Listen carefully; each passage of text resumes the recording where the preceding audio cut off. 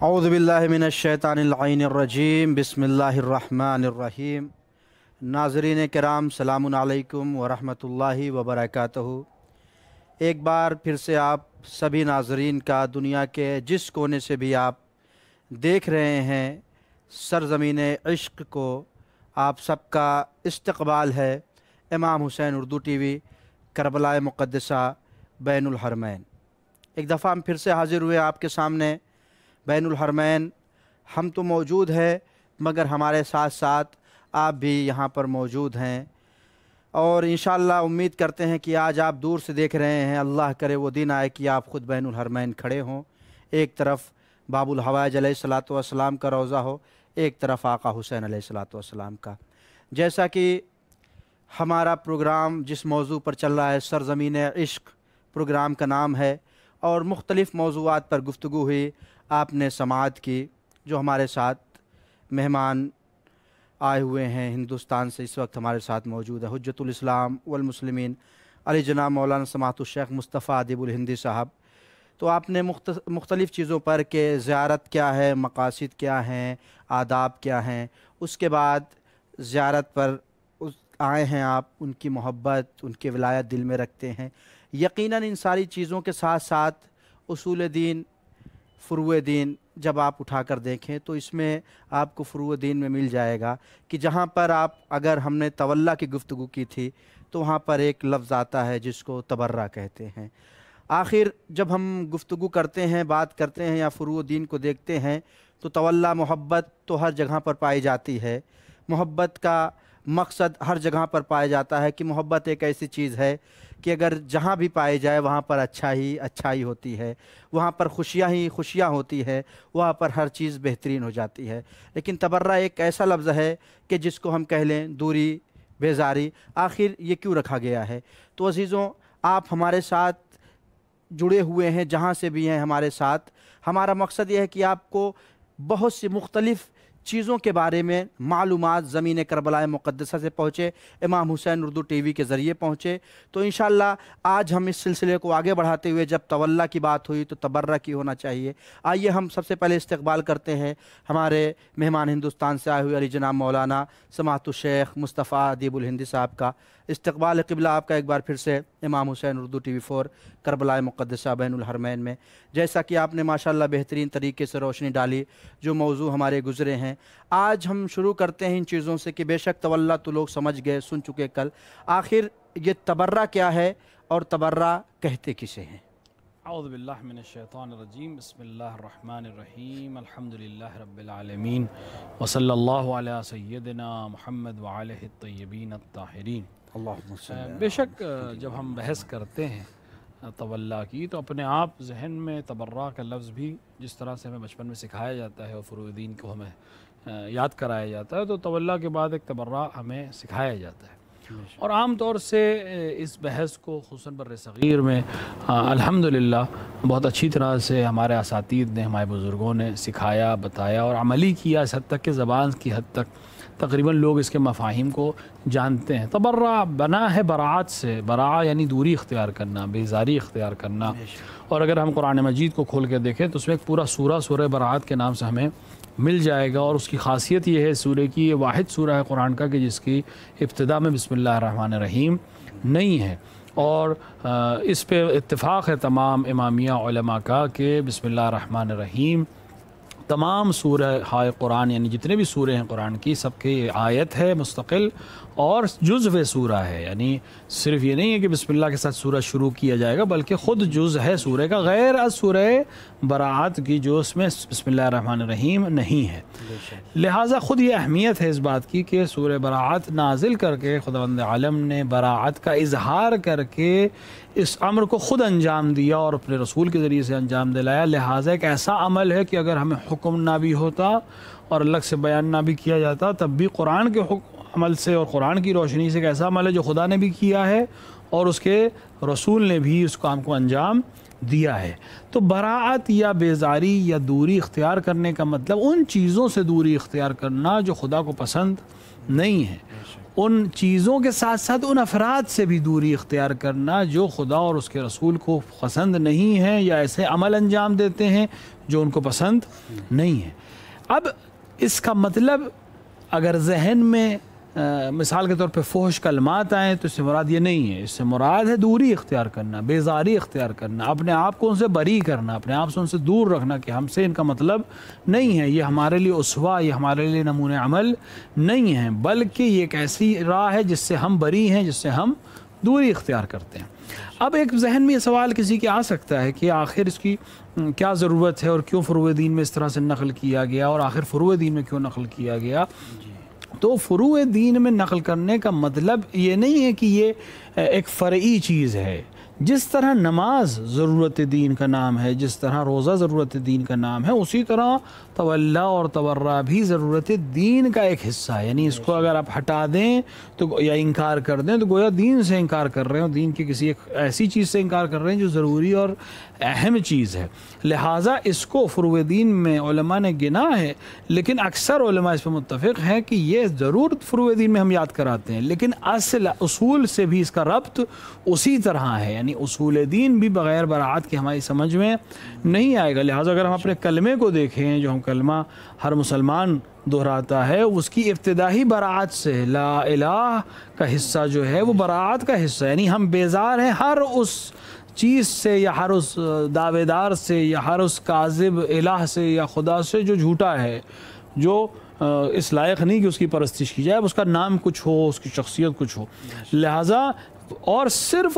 اس خدا کو جو وحدہ لا شریک ہے، اس کو ہم اپنا الہ، اپنا خدا اور اپنا معبود مانتے ہیں۔ لہٰذا ہماری کلمے کی ابتدا جو ہے وہی براعت سے شروع ہوتی ہے۔ لہٰذا یہ ایک بہت اہم چیز ہے اور ضروری چیز ہے، خصوصاً آج کے دور میں کہ جب مختلف لوگ اس کے اوپر حملہ کرتے ہیں، کہ بہت اہم چیز ہے کہ لوگ اس کو جانیں، سمجھیں، خصوصاً ہمارے جوان سمجھیں، تاکہ اس کی اہمیت کو بھی جان سکیں، اس پر عمل کر کے دنیا اور آخرت میں خاص مقام بھی حاصل کر سکیں۔ بے شک، ماشاءاللہ۔ یہ ہو گئے تبرع کی تعریف، تبرع کسے کہتے ہیں۔ اب یقیناً جب تبرع ہے اور بیان فرمایا گیا ہے تو اس کے پیچھے کچھ مقصد بھی ہوں گے، مقاصد بھی ہوں گے۔ وہ مقصد کیا ہیں؟ دیکھیے، براعت جب ہم کہتے ہیں تو کئی مقاصد ہو سکتے ہیں۔ جب ایک دفعہ مقصد یہ ہے کہ انسان جب کسی چیز کو حاصل کرنا چاہتا ہے، جیسے کہ ہم نے ولایت کی بات کی تھی کل، تو ولایت کے بنا کوئی بھی عمل ہمارا صحیح نہیں ہوگا۔ خوب اس ولایت کو حاصل کرنے کے لیے ضروری ہے کہ ہمارے اندر ظرفیت پیدا ہو کہ ہم اس ولایت کو حاصل کر سکیں، یعنی ہمارا دل اتنا صاف ہو جائے کہ ہم اس پاک چیز کو اس میں جگہ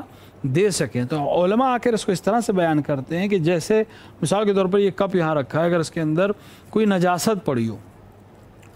تو اگر آپ اس کے اندر آب زمزم بھی ڈال دیں تو وہ نجس رہے گا۔ کیوں؟ کیونکہ اس کی نجاست اس آب زلال جو پاک ترین پانی ہے اس کو بھی نجس کر دے گا اور آلودہ کر دے گا اور وہ پینے کے لائق نہیں رہے گا۔ لہٰذا طریقہ کیا ہے؟ طریقہ یہ کہ پہلے آپ اس میں سے اس نجاست کو باہر کریں گے، پھر اس کو صاف کریں گے، پاک کریں گے، پھر اس کے اندر آپ کوئی بھی چیز جب ڈالیں گے تو وہ صاف، شفاف، طیب و طاہر اس لائق ہوگی کہ آپ اس کو پی سکیں اور استفادہ کر سکیں۔ تو جس طرح ہمارے علماء، اسی لیے اگر آپ دیکھیں ہمارے مراجع، خدا کے سب کو حفظ فرمائے، ہمارے مراجع جب رسالہ عملیہ تحریر کرتے ہیں، جس کو تقریباً ہم لوگ پڑھتے ہیں احکام کو جاننے کے لیے، عمل کرنے کے لیے، تو آپ اس میں دیکھیں کہ باب طہارت عنوان ہونے کے باوجود اس کے اندر طہارت سے پہلے نجاسات کے احکام ہمیں بیان کیے جاتے ہیں۔ وہیں سے ہمیں سمجھ لینا چاہیے کیوں نجاست کو پہلے بیان کیا جا رہا ہے، کیوں اس کے احکام کو پہلے بیان کیا جا رہا ہے، کیوں بیان کیا جا رہا ہے کون کون سی چیزیں نجس ہیں اور وہ کیسے کسی چیز کو نجس کر سکتی۔ کیوں؟ کیونکہ بلکہ ہماری بحث تو طہارت ہے، ہمیں طہارت پڑھنا ہے۔ یہی سمجھانا چاہ رہے ہیں کہ طہارت نام ہے نجاست سے دوری کا، اور ہم کسی چیز سے تبھی دوری اختیار کر سکتے ہیں صحیح معنی جب ہم اس کو سمجھ سکیں کہ کیا ہے، کیسے ہے، کس چیز کو ہم نجاست کہتے ہیں اور یا کیا کیا چیزیں نجس ہیں۔ تو طہارت کے لیے نجاست کا علم ہونا ضروری ہے تاکہ اس کے اجتناب کے نتیجے میں ہم طاہر اور پاک رہ سکیں۔ بالکل اسی طرح جس طرح ظاہر کو جسم کے ظاہری حصے کو یا لباس کو یا مکان کو یا جگہ کو ہمیں نجاست سے پاک رکھنا چاہیے اور نجاست سے دور اختیاری کر کے ہم طہارت میں داخل ہو سکتے ہیں، بالکل اسی طرح روح کو اور جسم کے اندر نہیں باطن کو، معنویت کو ہمیں طاہر کرنے کی ضرورت ہے۔ آپ کو یہ طاہر کیسے ہوگا؟ براعت کے ذریعے جتنی نجاست ہے، جو فکر کی نجاست ہے، جو عمل کی نجاست ہے، جو ایک ایسا عمل ہے جو خدا کو پسند نہیں ہے، رسول کو پسند نہیں ہے، ایسے اشخاص جو خدا اور رسول کے مخالف ہیں یا ان کے دشمن ہیں، ان کو اپنے دل سے، اپنے دماغ سے، اپنے افکار سے دور کرنا، یہ ہے براعت۔ جب ہم اس براعت کو عمل کریں گے تب ہم اس لائق ہوں گے کہ ہم ولایت امیر المومنین علیہ السلام کو دل میں جگہ دے سکیں۔ بغیر براعت کے ہم ولایت اور ولی اور مولائی ہونے کا دعویٰ نہیں کر سکتے۔ جب تک براعت کے ذریعے سے اپنے قلب کو ہم طاہر نہ کر لیں تب تک اس قلب میں ولایت کا جو جام ہے وہ سیراب نہیں ہو سکتا۔ بے شک براعت بہت ضروری چیز ہے، اور جیسا کہ آپ نے روشنی ڈالا کہ اس کا مقصد کیا ہے، تو یقیناً جب براعت کی بات آتی ہے تو پھر ان ساری چیزوں کے ساتھ آپ نے تفصیلاً بیان فرمایا، تو ایک ذہن میں سوال آ جاتا ہے لوگوں کے، اور یہ فطری چیز ہے کہ آخر یہ جو براعت بیان ہوئی ہے اسلام میں، دین میں، یہ براعت کیا کچھ خاص لوگوں سے ہے یا کن لوگوں سے ہمیں براعت کرنی چاہیے، اور وہ کون لوگ ہیں جن سے براعت کرنی چاہیے؟ دیکھیے، براعت جب اس کے مفہوم کو ہم سمجھیں گے اور جانیں گے تو اپنے آپ ہماری سمجھ میں آ جانا چاہیے اور آ جائے گا کہ ہر وہ چیز یا ہر وہ عمل یا ہر وہ شخص جو خدا کے دین کو، خدا کے حکم کو، رسول اور آل رسول علیہ السلام کو اور ان کی بتائے ہوئے راستے کا مخالف ہے، اس سے بھی دوری اختیار کرنی ہے۔ بغیر ان سے دوری اختیار کیے ہم نہیں کہہ سکتے کہ ہم اس راستے پہ صحیح طریقے سے چل رہے ہیں اور ہم اس راستے پہ صحیح طریقے سے گامزن رہیں گے۔ جب ہم ان سے دوری اختیار کریں گے، جب ہم ان سے براعت کریں گے اور ان سے اپنا علنی اپنے آپ کو دور کریں گے، تب ہم اس لائق بن سکیں گے کہ ہم اس اسلام کو فالو کر سکیں اور اس پر عمل کر سکیں جو واقعی اسلام ہے، جو خدا اور رسول کا بھیجا، خدا کا بھیجا ہوا اور رسول کا لایا ہوا اسلام ہے۔ اب اس میں کچھ افراد ضرور نمایاں ہیں، یعنی کیونکہ وہ بانی ہیں تمام فتنوں کے، کیونکہ ان کی وجہ سے ممکن ہے کسی کے ذہن میں سوال آئے کہ مثلا 1400 برس پہلے اگر کسی نے کوئی غلطی کی ہے یا گناہ کیا ہے تو ہم آج تک کیوں اس کو مثلا براعت کریں، کیوں اس سے بیزاری کا اختیار، وہ زمانہ گزر گیا، بات ختم ہو گئی۔ نہیں، اگر ہم غور کریں تو بات ختم نہیں ہوئی ہے۔ ایک ایسا عمل انہوں نے انجام دیا ہے کہ جس کے اثرات آج تک باقی ہیں۔ اگر دیکھیں، ایک دفعہ کوئی انسان غلطی کرتا ہے، کسی کو نقصان پہنچاتا ہے، وہ ایک وقت کے بعد ختم ہو جاتا ہے اس کا نقصان۔ خوب، جب وہ نقصان ختم ہو گیا تو بات بھی ہم کہہ سکتے ہیں کہ ختم ہو گئی۔ لیکن اگر نقصان عمل ایسا انجام دے کہ جس کا نقصان دائمی ہو تو پھر آپ نہیں کہہ سکتے کہ وہ بری ذمہ ہے، اس کو اب آپ کچھ نہ کہیے۔ نہیں، ہر آن جو گزر رہی ہے ظلم بجائے اس کے کم ہو، بڑھتا جا رہا ہے، کیونکہ انہوں نے ایک ایسی غلطی کی۔ فارسی کی مثل ہے کہ اگر معمار پہلا پتھر جو ہے وہ ٹیڑھا رکھے تو سریا تک بھی اگر دیوار آپ کھڑی کر دیں تو وہ ٹیڑھی ہی رہے گی۔ تو یہ وہ افراد ہیں جنہوں نے ولایت امیر المومنین علیہ السلام کے مقابلے میں انحراف کی دیوار کو کھڑا کیا اور دین کو اس طرح سے منحرف کیا اپنی اصل سے کہ آج تک وہ انحراف بڑھتا جا رہا ہے۔ دیکھیں،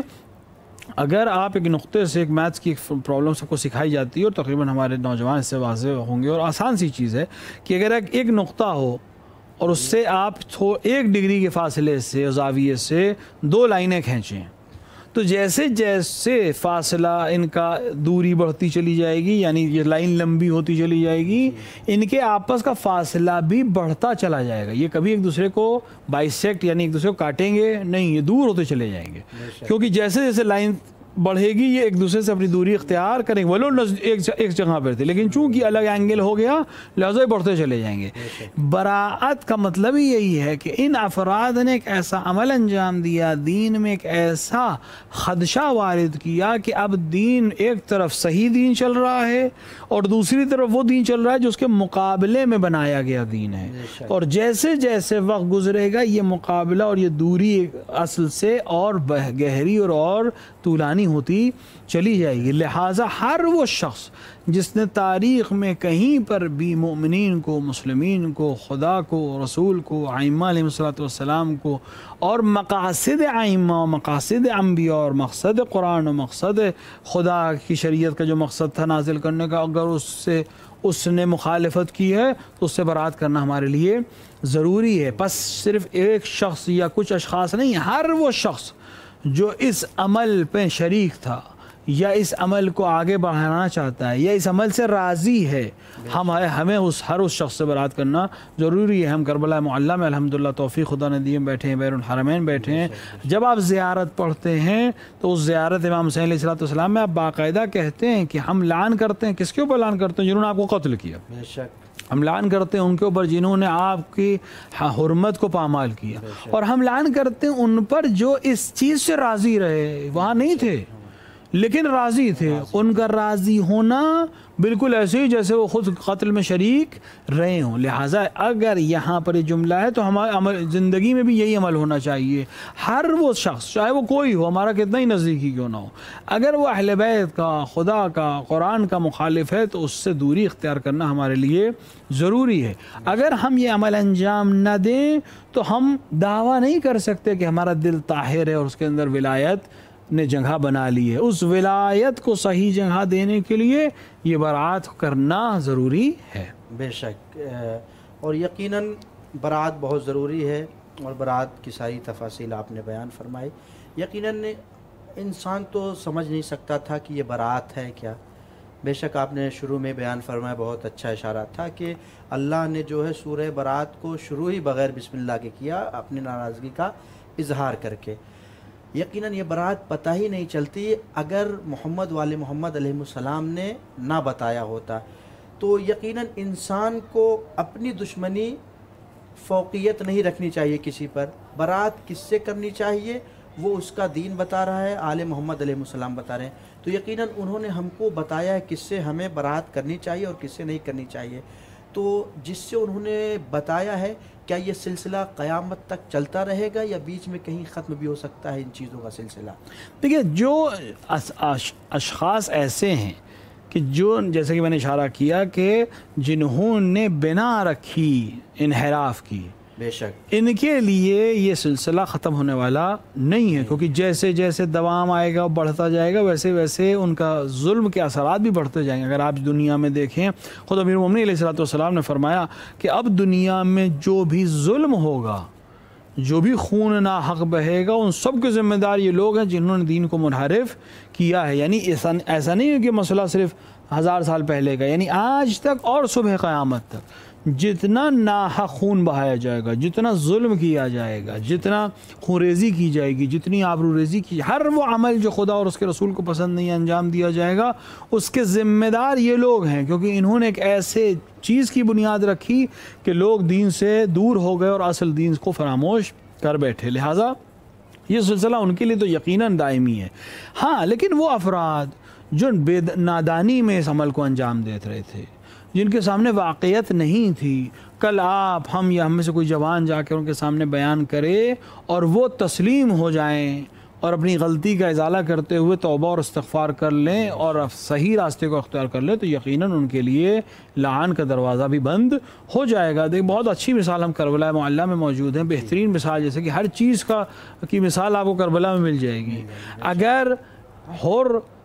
اس صبح عاشور توبہ اور ندامت کے ساتھ امام حسین کے لشکر میں نہ شامل ہوتے اور اپنی شہادت کو پیش نہ کرتے، تو یقیناً جس طرح آج ہم شمر کو اور ابن زیاد کو اور اس طرح کے افراد کو ہم لعن کر رہے ہیں، ہم حر کے اوپلے بھی اسی طرح کے الفاظ استعمال کرتے، لیکن وقت رہتے توبہ کرتے ہوئے معرفت امام کے ساتھ خدمت امام میں پہنچ کر اپنی جان کا نذرانہ پیش کر کے حر نے تمام بشریت کو ایک نوید دی ہے کہ اگر انسان موقع پر ولی خدا کی نصرت کر لے اور ان کی معرفت کے ساتھ اس دنیا سے چلا جائے تو وہ عام انسان نہیں بلکہ امام علیہ السلام جب اس کی زیارت کریں گے تو بے ابی انت و امی کہیں گے۔ لہٰذا یہ سلسلہ اگر ولایت کے ساتھ، پشیمانی کے ساتھ، ندامت واقعی کے ساتھ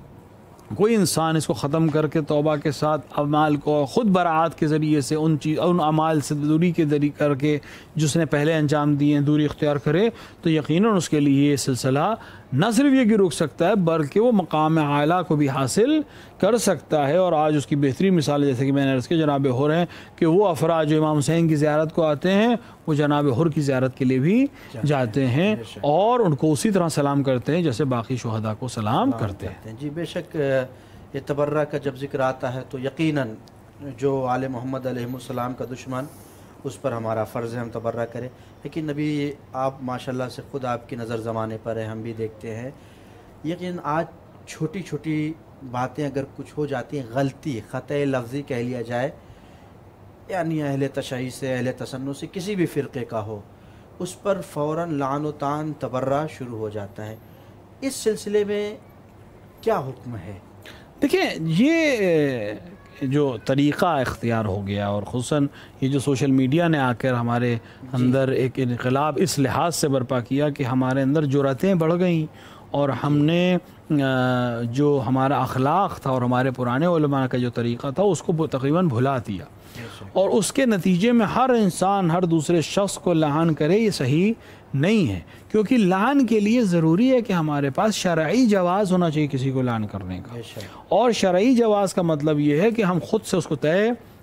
نہیں کر سکتے. کچھ ضوابط ہے کچھ قوانین ہیں ہر چیز کے آپ اپنے آپ سے قانون طے نہیں کر سکتے. لہٰذا یہ کہ کسی سے اگر کوئی انحراف ہو گیا کسی سے کوئی سبق زبانی ہو گئی کسی سے خطائے لسانی ہو گئی کسی نے کوئی چیز بیان کرتے وقت توڑ مروڑ کے کسی بیان کرنے والے نے اس کو پیش کر دیا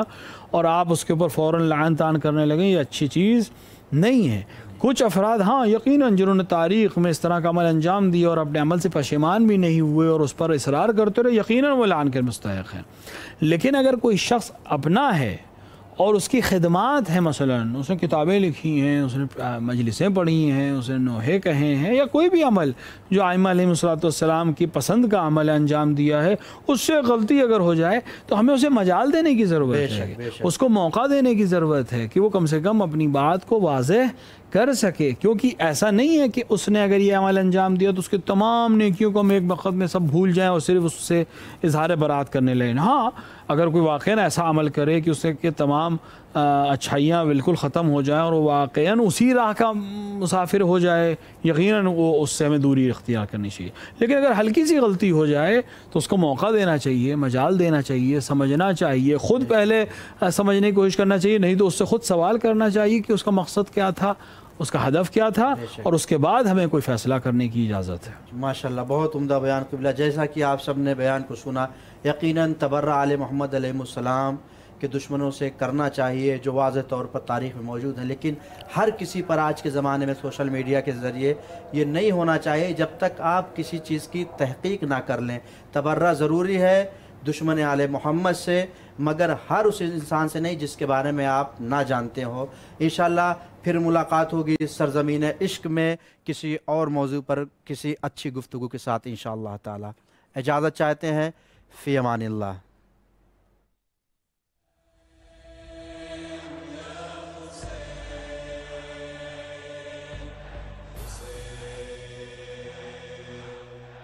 مهر تو ای حسین جان از دل کشد زبونه مرغ دلم به سویت پر میزنه شبونه پر میزنه شبونه مولای من حسین جان آقای من حسین